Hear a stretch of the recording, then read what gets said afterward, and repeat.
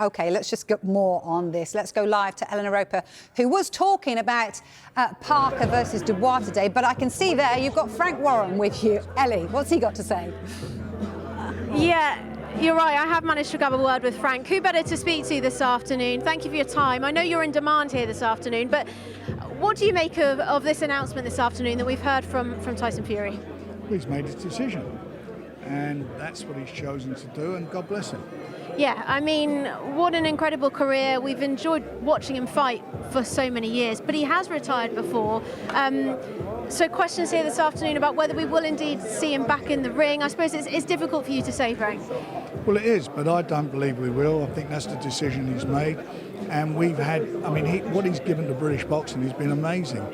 You know, certainly since he's come back, he's been working with me. You think of the fights, they've been unbelievably great fights, dramatic fights, knockdowns. He's got up, he's shown courage, he's shown, you know, everything you could think of. He's probably, him and Usyk, the two best heavyweights of their generation, there's no doubt about that. And, you know, I mean, again, you look at him outside the ring, two #1 best-selling books, the Netflix series. You know, he's had a brilliant career, and he's made a lot of money, and God bless him for that. And I just hope now that he can be happy. That's what counts more than anything. He's got a fabulous family, big family, 7 children, his wife Paris. He needs to enjoy life. That's what he needs to do now. It's difficult, the ups and downs of the sport. Obviously disappointed with the loss. He was open about the fact that he'd not spoken to Paris for some time.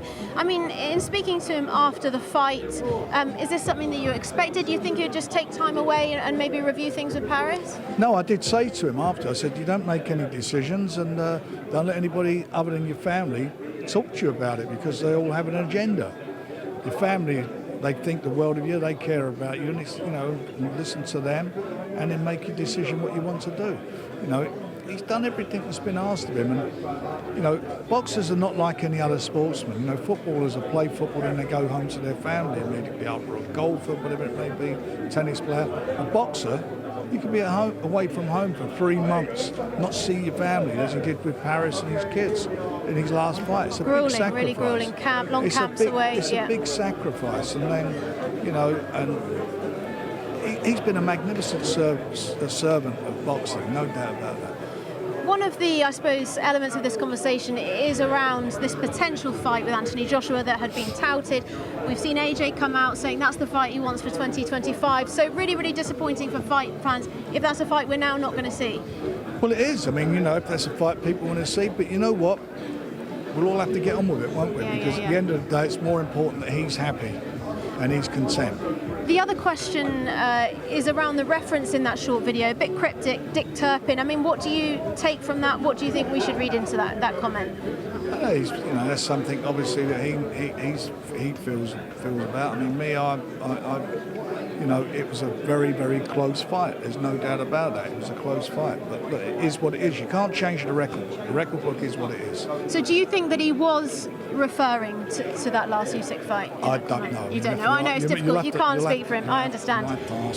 I mean, if this is it for Fury, what a career. Where does this rank for you in terms of people that you've worked with? He's one of the greats. He's one of the greats. He's certainly, you know, him and Usyk are the 2 best heavyweights of the 21st century. That's for sure.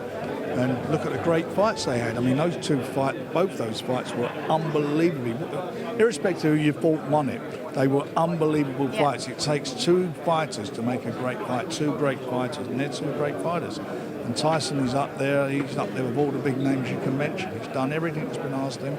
And as we started off in this interview, as I said to you, never been in a dull fight. No. I mean, all these fights, you look back at them, they've been classic fights, dramatic. I mean, the drama in these fights is amazing. Let's also talk about this man here, Daniel Dubois. We're looking ahead to this fight between him and Jospeh Parker. What a brilliant matchup that is. Can you chat to us a bit about the decision for Parker to be Daniel's next opponent? Yeah, well, we looked at it, and obviously we was looking for a real good opponent for him. And, you know, Joe Parker is well known over in this country. In fact, he works a lot with Tyson. Joe's on a good run. He's had a couple of really good wins. Put together a good string of wins in really good quality, entertaining fights. He's a former world champion himself. We just done the round table face-off between the two of them. I promise you, if the fight is any bit like the face-off, you're going to have a real spectacle. that it's a great fight. And Daniel's found himself. You know, he's been on a real roll of great performances, winning fights, going in each of those fights as an underdog. I think this is the first time he's going to go in as a favourite. He seems to have really grown in confidence. He has. As well. We've seen him really coming out of his shell. We've seen more and more of his personality, which has been really nice to see as well. It has. I mean, you know, he never used to say 2 words. It was hard to get. We needed a crowbar to prise something out of him. But You can't stop him now. He's bursting in the ring, wasn't he? He's in there. He's enjoying it, and he's grown up and he's matured. You know, not just physically but mentally. He's only 27 years of age, so he's at the, you know, he's still, for a heavyweight, he's not even reached his prime yet.